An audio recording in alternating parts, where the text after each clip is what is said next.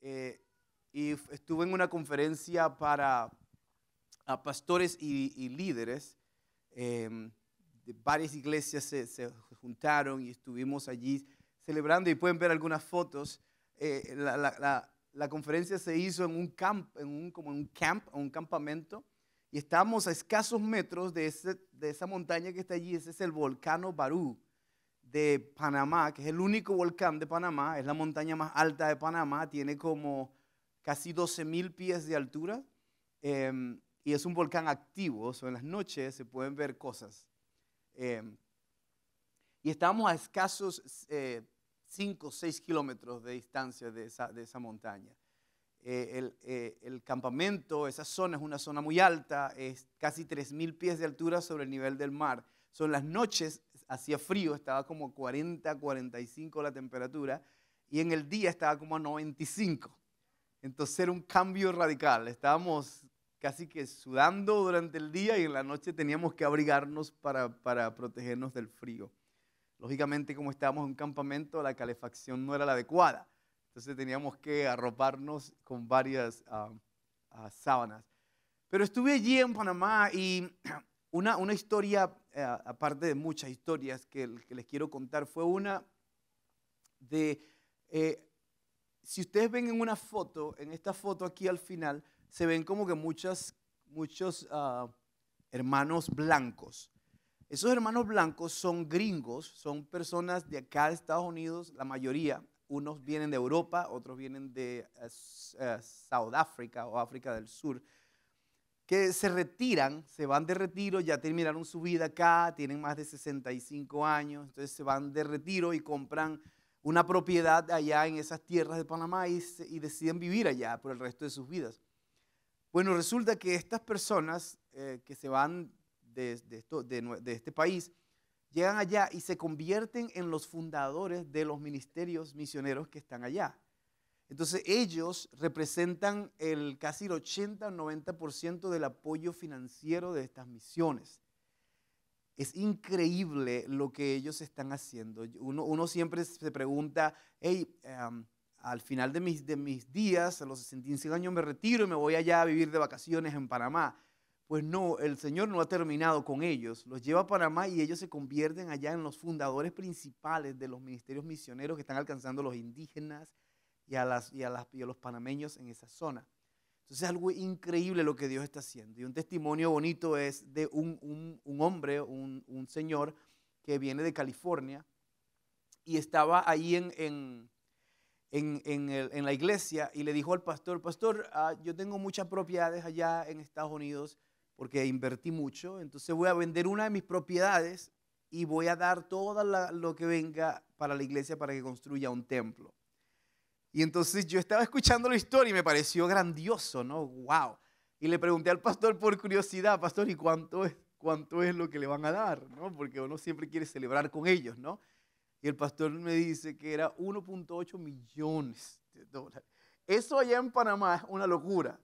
Una casa que aquí vale $1 millón, allá a uno le puede costar 150,000 dólares. Eso le deja un poquito ahí le puede entender ahora lo que eso significaba para el pastor. Entonces, el pastor estaba muy contento, lógicamente, pero muy agradecido. Pero ese es el tipo de personas que están allí apoyando esa obra misionera.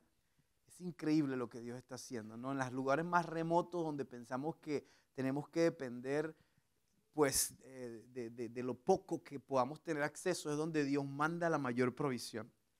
Estos pastores, estos misioneros se fueron a esa zona sin tener nada de promesas de que iban a tener de que sus necesidades iban a ser suplidas.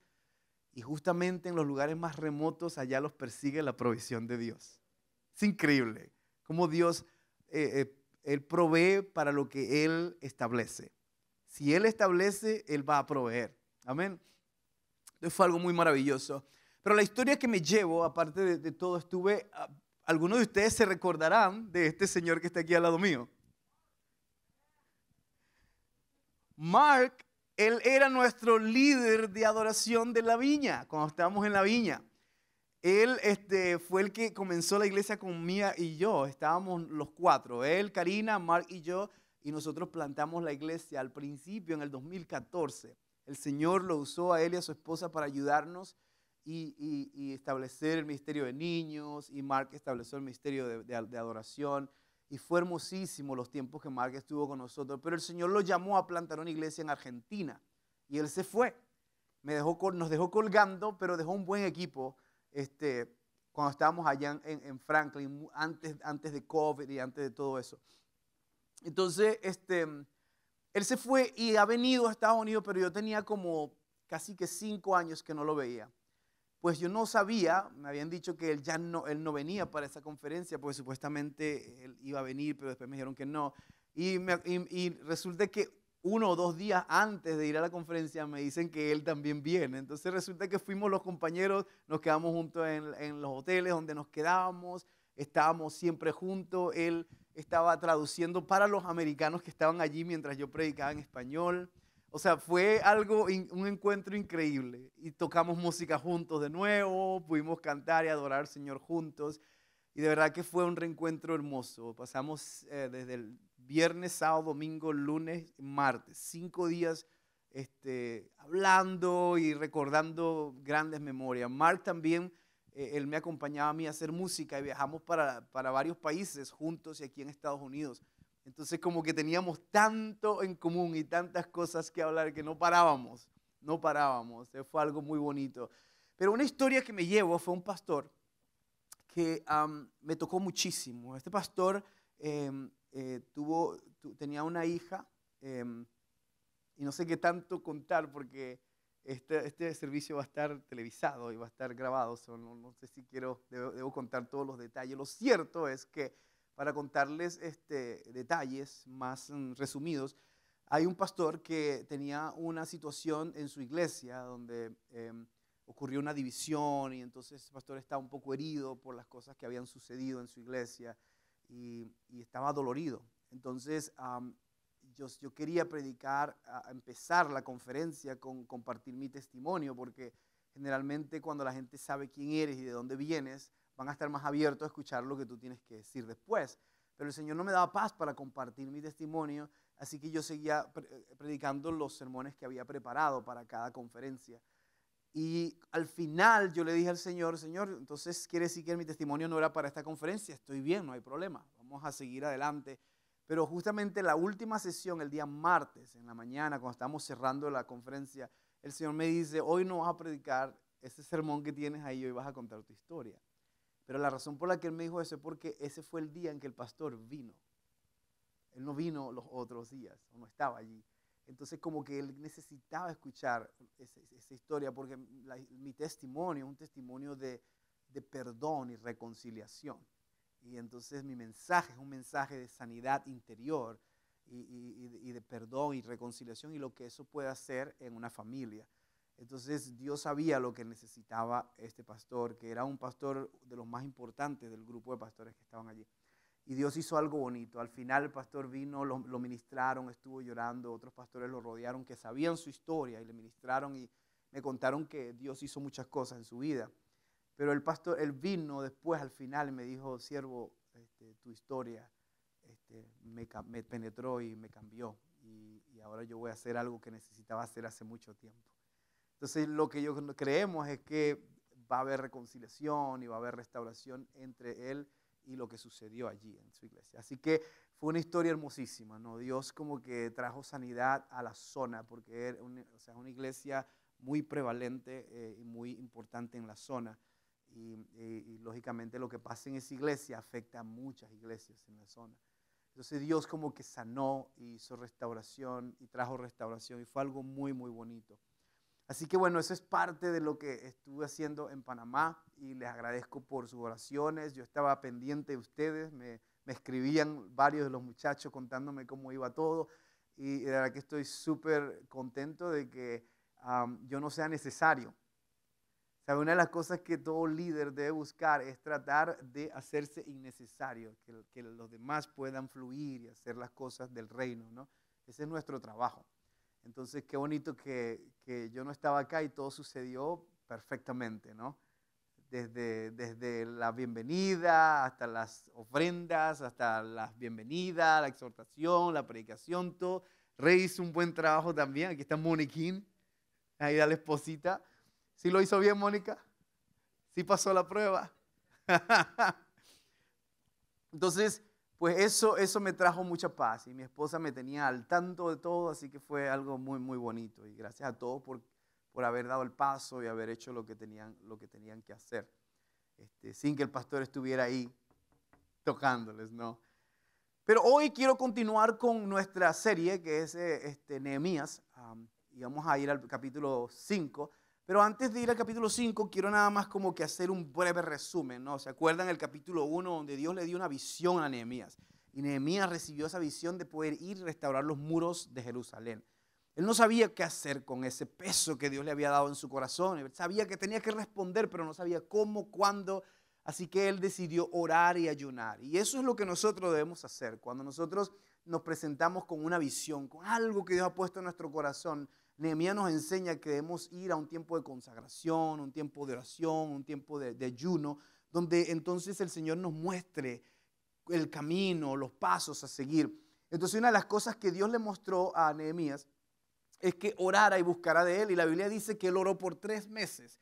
El mes que él recibió la noticia era como diciembre, y luego en el mes de marzo fue donde él tuvo la oportunidad de compartir con el rey lo que había estado orando por mucho tiempo. Me parece interesante cómo fue que Dios escogió el momento para que Nehemías presentara su petición al rey. ¿Se acuerdan que el rey estaba sentado con su reina? Y si ustedes han leído el libro de Esther, el libro de Esther dice que la reina no estaba con el rey todo el tiempo. La reina tenía que esperar que el rey la llamara para que entonces ella tuviera acceso a su rey. Imagínese usted que está casada y que usted tenga que estar esperando hasta que su esposo le decida llamar para que usted pueda venir a él. No suena muy bien, ¿verdad? Pero esa era la cultura del imperio persa.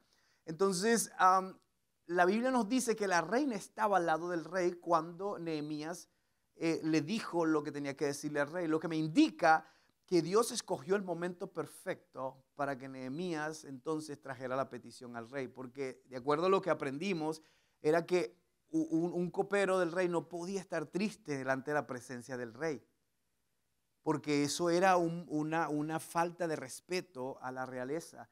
Él no podía mostrar ningún tipo de actitudes o de emociones. Él siempre tenía que estar alegre, dispuesto y listo para servir, porque esa era la actitud que merecía y que merecía ese rey. Entonces vemos de que el rey estaba en un modo un poquito diferente porque tenía su reina, y tú sabes, si había estado esperando 1 mes, 2 meses por esa reinita y se la traen, pues lógicamente podemos imaginar qué fue lo que pasó y por qué ese rey estaba tan contento y por qué estaba de buen humor. Y entonces cuando mira a Nehemías y ve su semblante, le dice: ¿por qué estás triste? Y la Biblia dice que Nehemías dijo, y tuve temor en gran manera, porque él sabía lo que eso significaba. Tener temor, tener esa cara, esa apariencia delante del rey era algo que podía acabar con su vida en ese momento. Pero la Biblia dice que él recibió valentía y le dijo: ¿cómo no voy a estar triste, rey? Si mi pueblo, donde están los sepulcros de mi padre, está destruido, sus paredes están quemadas y mi pueblo está en oprobio y es una vergüenza para todo el mundo, ¿cómo no puedo estar triste? Y en ese momento Dios le dio favor delante del rey. El rey le dijo: ¿qué quieres que haga por ti? ¿Cuál es tu petición? Y yo pienso que cuando Dios va a hacer algo contigo, suceden varias cosas. En primer lugar, Él te invita a un tiempo de búsqueda con Él. En segundo lugar, Él te va a llevar al momento perfecto, con la información correcta. Lo que nosotros decimos como el tiempo de Dios es que perfecto. Eso es un cliché, pero es real. A veces Dios te va a llevar a un momento donde Él te va a decir cuándo es que vas a hacer ciertas cosas. Y muchas veces no es cuando tú quieres, es cuando Él quiere. Es por eso que a veces nos llevamos muchos golpes en la vida, porque nosotros queremos hacer las cosas a nuestra manera y cuando queramos. Pero muchas veces eso no es el tiempo de Dios. No es quizás el momento que Él escoge. Yo me he llevado muchos golpes en la vida porque he tratado de correr delante de Dios. Otras veces me he llevado golpes en la vida porque no he caminado cuando Él me ha dicho y me he quedado atrás. y Él se ha movido y yo me he decidido simplemente quedarme y tomarlo pausadamente.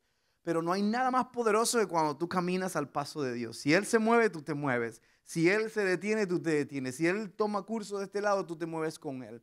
Pero Dios siempre va a tener varias cosas cuando le obedecemos. Provisión, protección, te va a dar favor y te va a abrir puertas. Ahora, eso no quiere decir que no vas a tener oposición. Y es allí lo que nosotros encontramos en la historia de Nehemías. La historia de Nehemías es prácticamente una ruta, un mapa de lo que es la vida del cristiano. Nosotros recibimos un llamado de Dios, tal como Nehemías. Y después de ese llamado de Dios, el Señor nos da guía, nos da paz, nos abre caminos, nos da favor. Pero a medida que nosotros avanzamos en nuestra vida cristiana, nos encontramos con oposición. Ahora, ¿te das cuenta que en el capítulo 3 nos habla de esas 10 puertas? ¿Te acuerdas? Que aunque él tenía oposición, la Biblia se hace cargo de explicarnos qué significaban o qué eran esas 10 puertas que habían en los muros de Jerusalén. Y nos hablan que cada puerta representaba una faceta del Mesías. Y especialmente había una puerta que era la puerta del agua. Y esa puerta del agua era donde transportaban el agua afuera y adentro de lo que consumía la gente. Y la Biblia dice que esa era la única puerta que no fue destruida. Todas las puertas alrededor de Jerusalén fueron destruidas excepto la puerta del agua. Y entendimos que el agua es un simbolismo de la palabra de Dios. Los discípulos en un momento dado, Pedro le dice, Señor, no me vas a lavar los pies, porque no quería supuestamente que Jesús se rebajara. Y Jesús le dijo, no, si no te dejas lavar los pies, no tendrás parte en mi reino. Y entonces Pedro le dice, Señor, no, entonces lávame la cabeza, mi cuerpo y todo. Y Jesús le dice estas palabras, escucha muy bien, le dice, tú no tienes necesidad de que te lave todo porque ya tú estás limpio por las palabras que yo les he hablado. La Biblia dice en el libro de Salmos que con qué limpiará el joven su camino, con guardar su palabra. La palabra de Dios es esa agua que nos purifica, que nos limpia, que cuando más la leemos, más somos purificados, más somos santificados, más somos construidos. Cuando tú lees la palabra viene con nada más y nada menos que la unción de Dios en ella para cumplir exactamente lo que Él decidió que esa palabra cumpliera. Cuando tú recibes la palabra de Dios, recibes la voluntad de Dios. Entonces la palabra de Dios, como es la palabra de Dios, no necesita y no puede ser destruida. La palabra de Dios permanece para siempre. De hecho, la Biblia dice que el cielo y la tierra pasarán, pero mis palabras no pasarán. La palabra de Dios permanece para siempre. Y el hecho de que esta puerta no fue destruida nos hace eco de que la palabra de Dios no puede ser destruida. Tampoco necesita ser defendida. ¿Por qué? Porque la palabra de Dios se defiende por sí misma. Es como tener un león y tratar de defender al león. El león se puede defender por sí mismo. Lo único que tienes que hacer es abrirle la reja a ver qué animal se va a meter con ese león. Asimismo es la palabra de Dios. La palabra de Dios se defiende por sí misma. No hay nada que pueda contrarrestarla. Han tratado de hundirla, han tratado de desaparecerla, trataron de destruirla, trataron de perseguirla, pero hoy, después de miles y miles de años, la palabra de Dios sigue viva, sigue eficaz. ¿Por qué? Porque está viva y el Espíritu de Dios es la palabra de Dios. Incluso la Biblia dice que en el principio era la palabra era con Dios, la palabra era Dios. Y luego más adelante dice que esa palabra se hizo carne, es decir, que la palabra de Dios es Jesucristo mismo. De manera que Jesús no puede ser derrotado.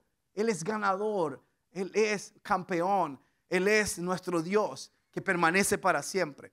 Entonces nos encontramos con esta dinámica de la vida cristiana donde si no tenemos la revelación clara de que Jesús es todo lo que nosotros necesitamos, la oposición que se nos presente nos va a destruir. Cuando viene la tormenta, la Biblia dice que si la palabra de Dios no ha sido sembrada y ha establecido raíces y está fundamentada, cuando viene la tormenta se lleva todo lo que nosotros hemos visto. Es por eso que muchas veces tú ves personas que vienen a Cristo, que creen en el Señor y entonces los ves animados, los ves alegres, pero cuando viene la prueba, de repente se van al mundo, se desaparecen y nunca más los vuelves a ver. Y tú te preguntas, ¿pero qué pasó? ¿Estaba tan animada o tan animado o estaban listos? Pero es que no había una palabra profunda todavía en ellos, porque no dejaron que la palabra de Dios se estableciera raíces en ellos. Entonces, cuando un creyente recibe la palabra de Dios y comienza a ser enseñado por la palabra de Dios y comienza a crecer y a madurar, entonces crece raíces, y cuando venga las pruebas, cuando venga la tormenta, cuando venga la necesidad, cuando venga cualquier oposición, van a permanecer. ¿Por qué? Porque están parados sobre la roca inconmovible de Jesucristo, la roca inconmovible de la palabra de Dios y de su revelación. Y eso es lo que hace la palabra de Dios en nosotros. Por eso no necesitamos defenderla, no necesitamos pensar de que se va a perder, porque la palabra de Dios permanece para siempre. Y es así como llegamos al capítulo 5 de Nehemías. El capítulo 5 de Nehemías nos narra una historia muy interesante, porque Nehemías experimentó toda la oposición y todas las situaciones de afuera, pero ahora se encuentra con que hay oposición dentro también. Y no hay nada más triste que tú tengas que luchar con oposición dentro de ti, dentro de tu familia, dentro de tu casa. Es triste cuando la oposición no viene tanto de afuera, sino de adentro. Así como cuando tienes hijos, ¿no? Y de repente tú quieres que tus hijos te sigan, que estén contigo y todo eso, y son ellos los que te hacen más oposición a ti. Entonces, muchas veces incluso hay mejores relaciones con gente de afuera que con nuestros propios hijos o con nuestras propias familias. Y es triste que sea así, pero a veces las relaciones más difíciles de mantener son las relaciones más cercanas, las relaciones que están dentro. Entonces, los problemas, si tú te das cuenta, de la humanidad no han cambiado mucho, siguen siendo los mismos. Nehemías estaba experimentando problemas, estaba viendo problemas, y él como un líder tenía que experimentar ahora, o tenía que vivir ahora y modelar un liderazgo para poder traer restauración a lo que estaba pasando. Y básicamente lo que estaba sucediendo en el capítulo 5, versículo 1 al 6. Si usted puede pararse conmigo de pie y vamos a leerlo para tener un poquito de contexto.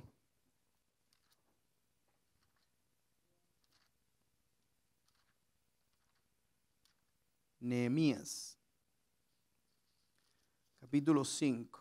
Dice de la siguiente manera: entonces hubo gran clamor del pueblo y de sus mujeres contra sus hermanos judíos. Había quien decía: nosotros, nuestros hijos y nuestras hijas, somos muchos, por tanto hemos pedido prestado grano para comer y vivir. Y había quienes decían: hemos empeñado nuestras tierras, nuestras viñas y nuestras casas para comprar grano a causa del hambre. Versículo 4 dice: y había quienes decían: hemos tomado prestado dinero para el tributo del rey sobre nuestras tierras y viñas. Ahora bien, nuestra carne es como la carne de nuestros hermanos, y nuestros hijos como sus hijos. Y aquí que nosotros dimos nuestros hijos y nuestras hijas a servidumbre, y algunas de nuestras hijas lo están ya, y no tenemos posibilidad de rescatarlas, porque nuestras tierras y nuestras viñas son de otros. Amén. Y versículo 6 dice: y me enojé en gran manera cuando oí su clamor y estas palabras. Puede sentarse. Señor, gracias por tu palabra. Te pido que nos sigas enseñando, nos sigas hablando, Padre. Nehemías se encuentra con una injusticia que estaba sucediendo. Esta injusticia era que habían dos clases. Estaban los judíos ricos y estaban los judíos pobres. Y los judíos ricos estaban aprovechándose de los judíos pobres, porque los judíos pobres tuvieron que empeñar sus tierras, tuvieron que vender sus propiedades para poder comer, para poder pagar, para poder vivir. Y incluso muchos de ellos tuvieron que entregar a sus hijos como esclavos, como garantía de pago, para que eventualmente pagaran las deudas y recuperaran a sus hijos. Pero luego los nobles y los judíos ricos le impusieron intereses sobre los préstamos y sobre todo lo que le tenían encima a ellos, haciendo imposible de que ellos pudieran pagar y recuperar a sus hijos. Así que había una cosa muy triste sucediendo en medio del pueblo de Israel. Algo que me parece interesante es que estos dos grupos estaban trabajando juntos, estaban construyendo las paredes juntos, estaban supuestamente juntos en la obra, pero no estaban unidos de corazón. ¿Por qué? Porque aunque estaban juntos y estaban avanzando la obra de la construcción de las murallas, estaban dentro de ellos unos aprovechándose de otros y otros simplemente experimentando el abuso y la falta de empatía y la injusticia que habían entre ellos. Entonces, el mensaje de hoy lo vamos a titular como rompiendo el dominio de la injusticia. Y eso es lo que hace Nehemías en este capítulo.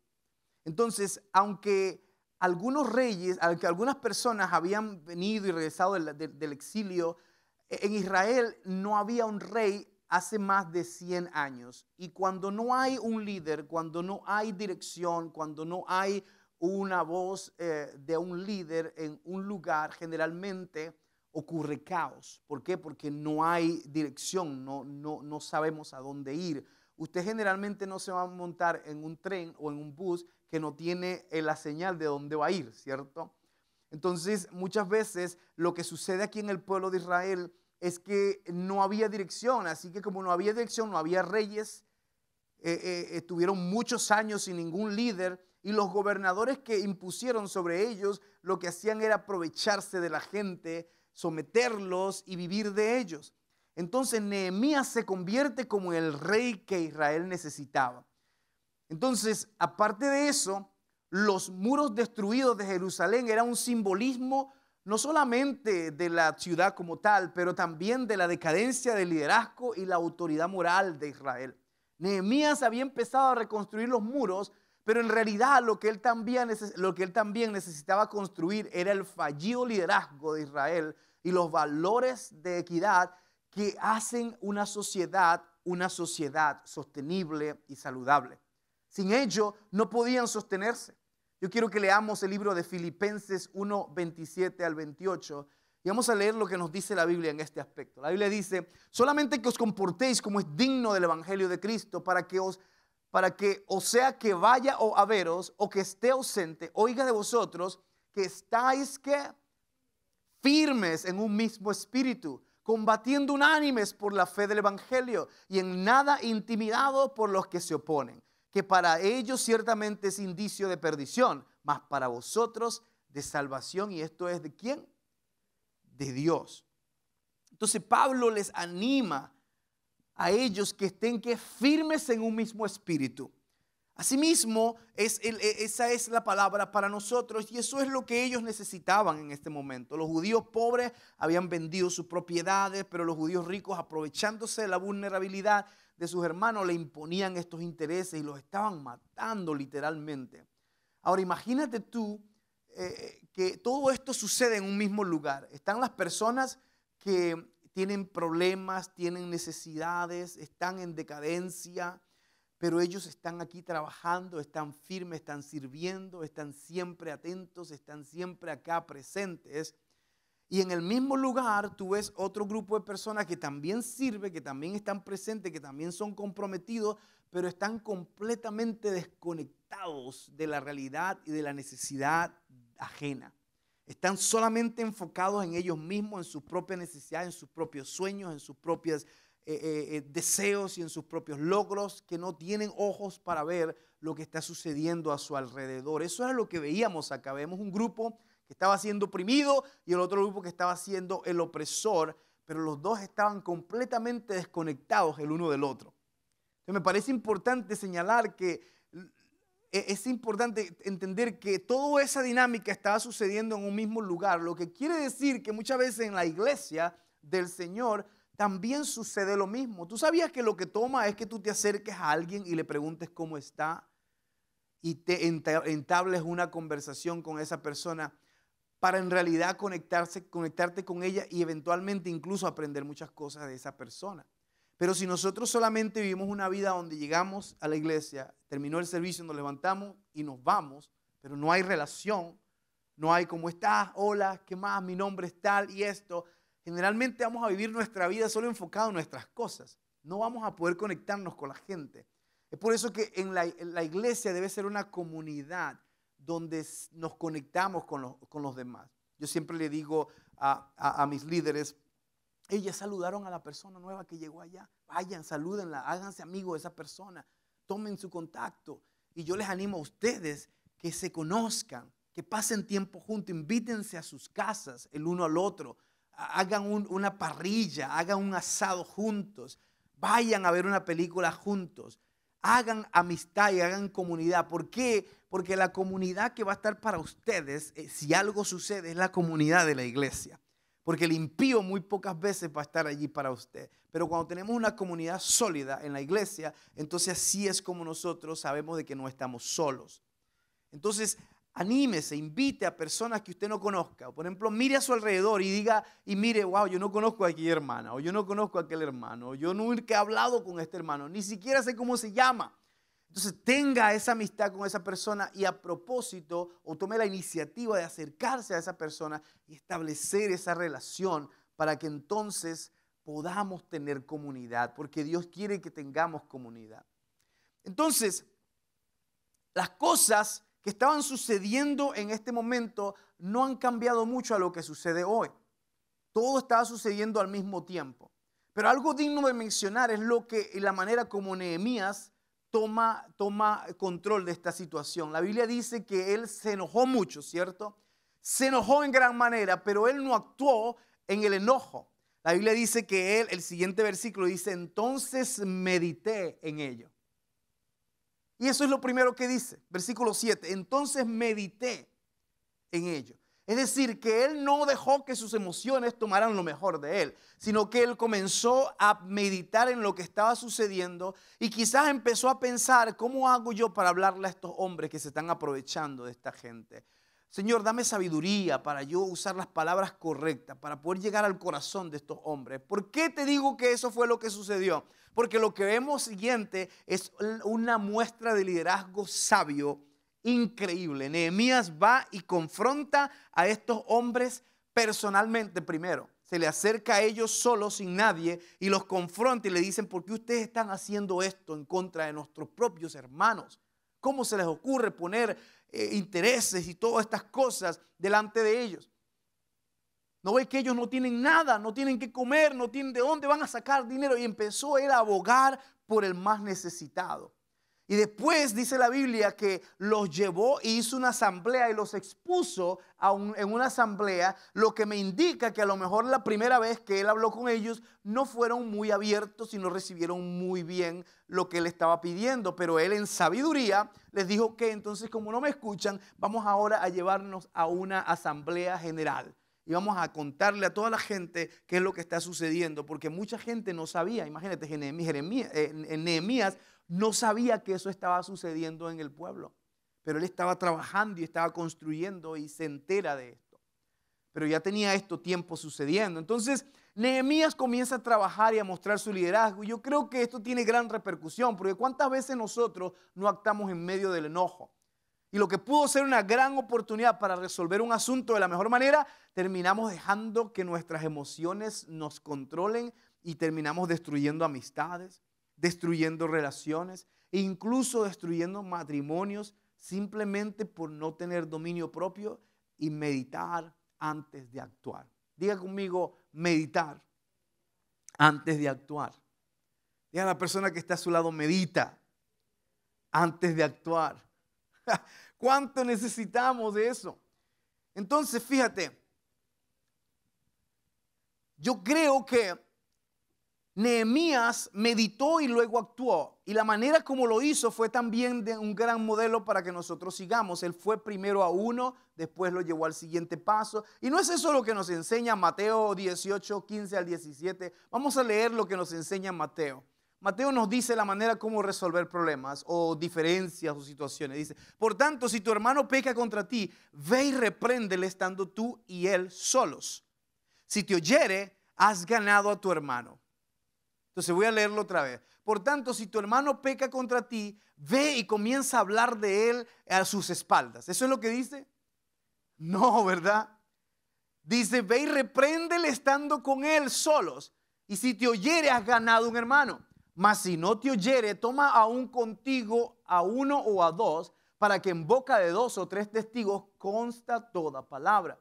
Si no los oyere a ellos, entonces dilo a la iglesia. Y si no lo oyera a la iglesia, entonces tenle por gentil y publicano. En otras palabras, no pudimos resolver el asunto, pues yo hice todo lo que tenía que hacer por mi parte, pero no pudimos resolverlo. Entonces la Biblia nos enseña cómo resolver asuntos. Yo creo que esta es la mejor manera para resolver diferencias. Es el modelo más saludable. Entonces Nehemías se enojó por la injusticia que se había infringido sobre el pueblo. Nehemías tuvo compasión del pueblo. Nehemías se dolió por el oprobio y sintió peso por la opresión, y eso lo llevó a actuar. Y hoy en día vemos también mucha opresión, no tanto de personas a personas, más bien del enemigo de nuestra alma y también del pecado sobre personas. Y yo creo que deberíamos sentir compasión para poder ser movidos a actuar, porque si no tenemos compasión, no vamos a actuar. La Biblia dice que Jesús actuaba porque era movido a compasión. Entonces, hasta que no sintamos enojo contra el pecado, compasión y dolor por los perdidos, hasta que no tengamos la carga de predicar el evangelio como nos manda Mateo 28, 19 al 20, no nos moveremos a actuar. Y eso es algo interesante. ¿Por qué? Porque muchas veces la razón por la que no damos pasos para hablarle a alguien de Cristo o para evangelizar o para predicarle a alguien, no es porque es el momento no indicado o porque no me siento seguro. Generalmente es porque en realidad no tenemos el entendimiento o la compasión para saber de que esa persona literalmente puede ir al infierno si no tiene a Cristo. Yo recuerdo una vez que yo tenía un amigo al cual le tenía mucho aprecio.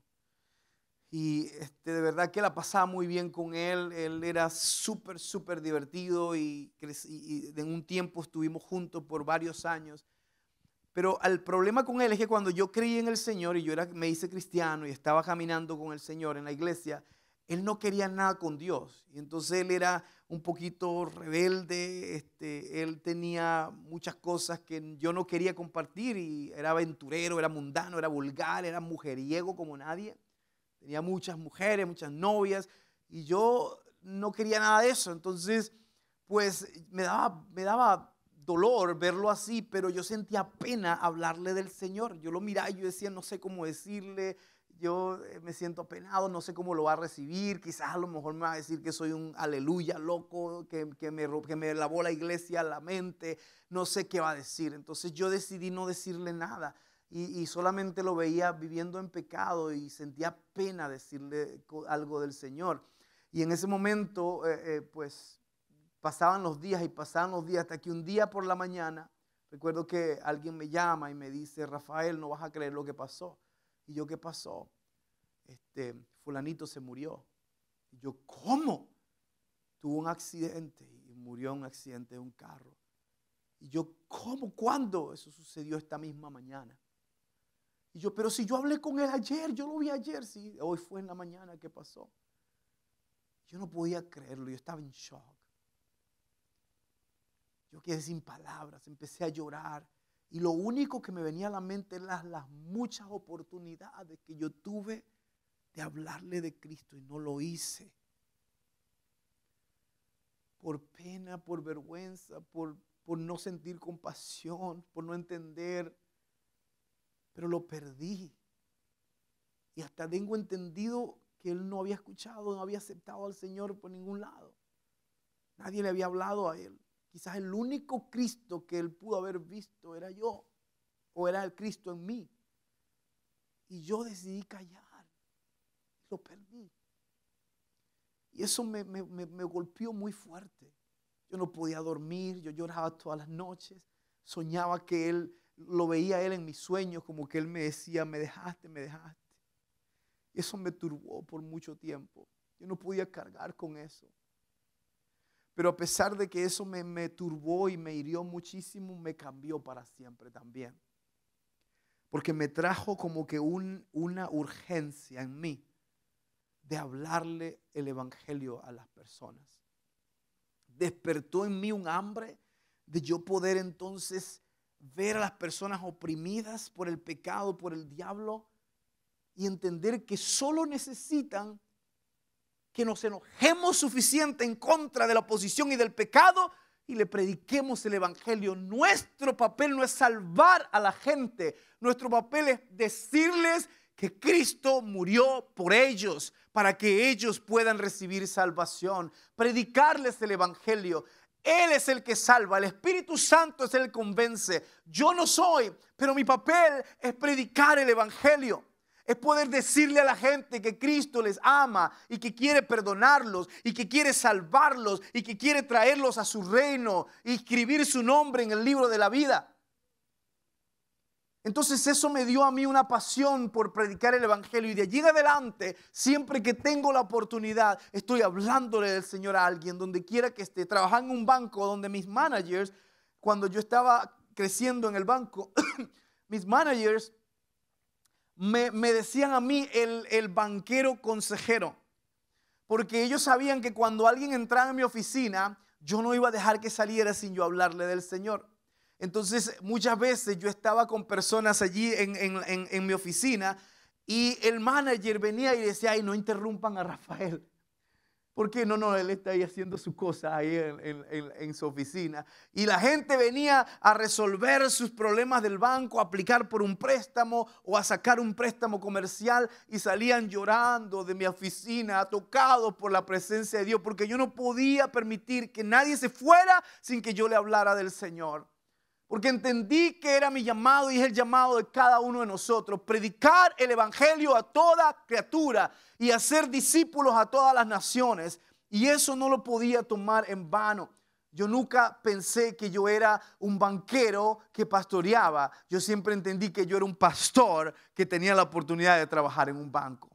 De manera que mi llamado iba conmigo donde quiera que yo iba. Yo no tenía que cambiarme el switch y decir: ok, ahora soy un banquero, así que no, ahora sigo siendo el pastor, sigo siendo un hombre de Dios, sigo siendo un portador del mensaje de Cristo, así que lo voy a compartir donde quiera que esté. ¿Por qué? Porque la gente necesita de ello, y solamente toma que nosotros seamos valientes para poder traer ese mensaje. Nehemías es una fotografía perfecta de Cristo a través de sus acciones, a través de su carácter, a través del liderazgo, a través de todo lo que él representa en todo este libro. Pero en este capítulo, Nehemías se convierte en una foto más radical acerca de Cristo. En primer lugar, Nehemías se convierte en un redentor. Como Cristo, Nehemías defiende a los oprimidos y exige justicia para aquellos que estaban siendo explotados. Es un reflejo como Jesús, que vino a liberar a los cautivos, a traer redención a los que están bajo el peso del pecado y la opresión. Nehemías redime al pueblo judío de la esclavitud, y Jesús redime a la humanidad de la esclavitud del pecado. Nehemías también confronta la injusticia con justicia. Él no se une, no participa, él la opone. Así, cuando tú ves algo injusto suceder, no cruces los brazos, no tornes tu cabeza, no te hagas el que no sabes nada. No, confronta la injusticia, especialmente si es bajo tu poder y tienes el acceso a poder decir algo. Entonces Nehemías confronta la justicia con justicia. Es decir, confronta el pecado de los nobles y los oficiales que estaban oprimiendo a su pueblo. De la misma manera, Jesús confrontó la hipocresía y la injusticia de los líderes religiosos que oprimían al pueblo con sus leyes y con sus mandamientos de hombres. Nehemías llama al arrepentimiento y a la restauración. Jesús llama a los pecadores al arrepentimiento y ofrece restauración espiritual a todo aquel que viene a él. Nehemías fue un líder que se sacrificó por su pueblo. A diferencia de los oficiales corruptos, Nehemías rehúsa aprovecharse de su posición para beneficio personal. En lugar de eso, él sirve al pueblo y provee para sus necesidades, incluso a su propio costo, sacando de su propio bolsillo. Entonces Nehemías no exige impuestos como gobernador, y Jesús, siendo rey, se humilló a sí mismo y se hizo hombre y caminó entre nosotros y obedeció a su Padre aún hasta la muerte y muerte de cruz. Ese es el Dios que se humilló por nosotros. Cuando nosotros no podíamos llegar a Él, Él vino a nosotros para salvarnos. Aparte de eso, Nehemías restauró lo que se había perdido. Él ordena a los nobles a devolver las tierras, las casas y las posesiones a sus dueños legítimos. De la misma manera, Jesús restaura la herencia espiritual y trae reconciliación entre Dios y los hombres. Cuando estábamos muertos en nuestros pecados, la Biblia dice que Él, ¿qué? Murió por nuestros pecados y nos trajo salvación. Nehemías también era un hombre de oración y dependía en Dios. Él ora por el favor de Dios, la fortaleza de Dios. En cada momento dice, y medité, y oré, y ayuné, y busqué de Dios. ¿Por qué? Porque él sabía que en él, en Dios, estaba su fortaleza y sus respuestas. De la misma manera, Jesús constantemente oraba y dependía del Padre. La Biblia dice que temprano en la mañana, dice que se levantaba cuando todavía era oscuro para orar y buscar a su Padre. Entonces, liderazgo, intercesión, justicia, sacrificio y restauración de Nehemías apuntan al Redentor Supremo, el Redentor de redentores, a Jesucristo nuestro Salvador. Entonces, al final del capítulo nos muestra un Nehemías que restauró lo que se había perdido y cómo la justicia trajo paz y restauración a Jerusalén. Entonces, Jesús es un Dios de restauración. A través de su justicia y misericordia, Él puede restaurar nuestras vidas, nuestra familia y nuestras comunidades. Donde hay división, ¿qué hace Jesús? Él puede traer unidad. Donde hay dolor, ¿qué hace Jesús? Él puede traer sanidad. Donde hay confusión, Jesús puede traer claridad. Donde hay depresión, Él puede traer gozo y esperanza. No importa cuán roto esté algo, con Jesús la restauración siempre es posible. Siempre es posible. Así que hoy te animo a creer en Él. Que Él puede restaurar lo que se ha perdido en tu vida, en tu familia, en tu iglesia. Él puede restaurarte. Él puede hacer algo nuevo en ti nuevamente. Porque Él tiene el poder para hacerlo.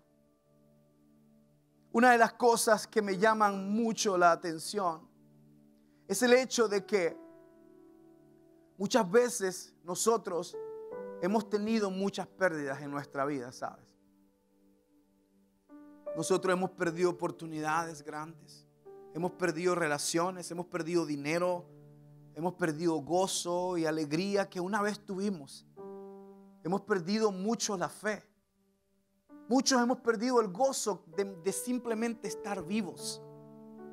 Vivimos nuestra vida simplemente viviendo el día a día, esperando que el día termine para ver qué podemos hacer ese siguiente día. Rutinario, no hay pasión por el futuro. Y yo sé que en tu corazón tú quieres darle a Dios, tú quieres ofrecer lo mejor a Dios, tú quieres servirle y tú quieres amar a la gente, pero las pérdidas muchas veces en nosotros han sido tan grandes que responder a Dios y responderle a la vida a veces se nos hace difícil porque caminamos con un déficit en nosotros, como que algo nos falta. Y quizás tú puedas decir, Pastor Rafael, pero es que yo quiero, pero es que usted no sabe lo que me sucedió. Usted no sabe lo que esa persona me hizo. Usted no sabe el dolor que yo tuve que pasar. Usted no sabe lo que incluso yo he hecho en la vida. Y tú me preguntas eso y yo te voy a decir, tienes razón, yo no lo sé. Pero lo que yo sí sé es que hay personas cerca de ti que te aman. Y que están esperando que tú los ames de vuelta. Y que merecen el 100% de ti. Y no nada más el 30 y 40%, porque el resto está emocionalmente disponible. No está disponible. Porque estás incompleto. Porque estás muy ocupado pensando en lo que fue, o lo que pudo ser, o lo que no fue. Y la realidad es que ni Dios ni esas personas que te aman merecen las obras de ti. El Señor no merece que le des tus obras. El Señor merece lo mejor de ti. Y tú dices, bueno, pero ¿qué hago? Yo te voy a decir qué es hacer. No importa qué tan roto estés o esté algo en tu vida. Con Jesús, la restauración siempre es posible. Siempre. Si Jesús está aquí, entonces restauración está aquí. Si Jesús está aquí, entonces la sanidad está aquí. Si Jesús está aquí, entonces el perdón está acá. Si Jesús está aquí, entonces la salvación está acá. Si Jesús está aquí, entonces Él puede hacer todas las cosas nuevas. Joel 2:25 nos dice: yo restauraré lo que a través de los años la langosta comió de ti. En otras palabras, lo que el enemigo te robó, el gozo, la paz, las oportunidades, dinero, relaciones, lo que sea que el enemigo te robó, el Señor te está diciendo: yo no te lo quité, pero yo te voy a restaurar lo que el enemigo te robó. Lo que sea que te robó el enemigo, el Señor te dice: yo lo voy a restaurar. No es el hombre el que va a restaurarte, es Dios. Es Jesús. Póngase de pie conmigo.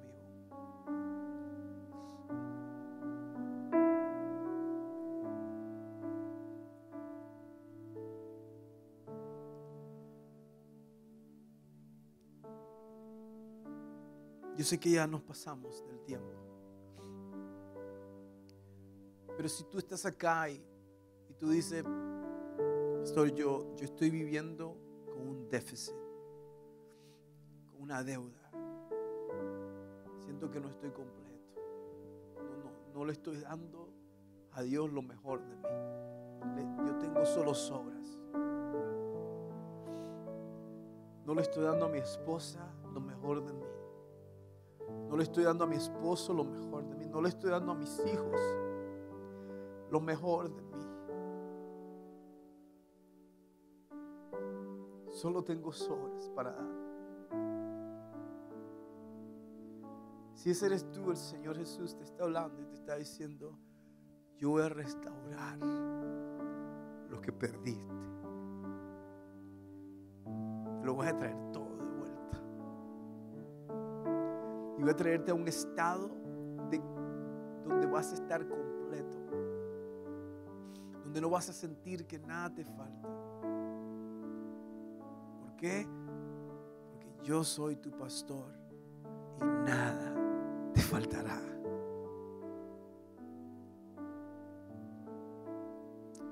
Señor, te doy gracias, Padre. Tú eres tan hermoso, eres tan bello, tan precioso. Te amamos tanto, Señor. Te amamos tanto, Padre.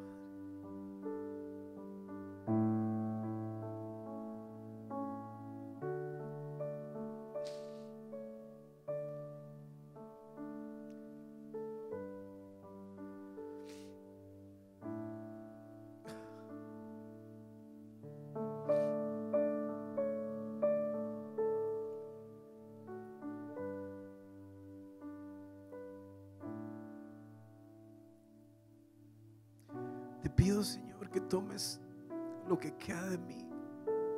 Tomes mis pedazos. Toma mis pedazos. Y haz algo nuevo. Haz algo nuevo.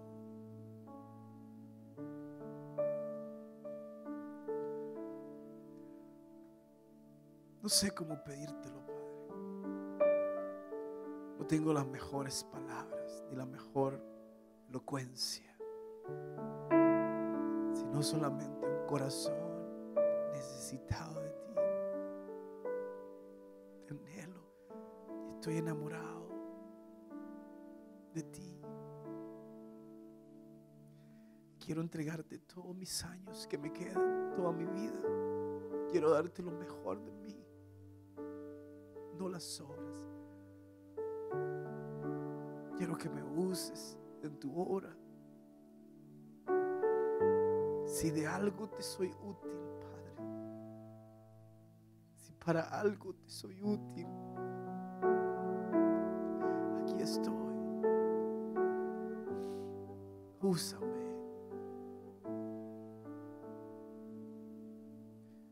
Sáname. Restáurame. Hazme otra vez. Te lo pido en tu nombre, Jesús. ¿A quién iré, Señor? ¿A quién iré? Sino a ti. Si solo tú tienes palabras de vida para mí. Yo sé que tus manos pueden sanar. Yo sé que tus manos pueden curar. Yo sé que tus manos pueden restaurar. Yo sé que tus manos pueden hacerlo todo de nuevo. Hoy aquí estoy, Señor, con mi corazón, con mi vida. Todo te pertenece a ti y a nadie más.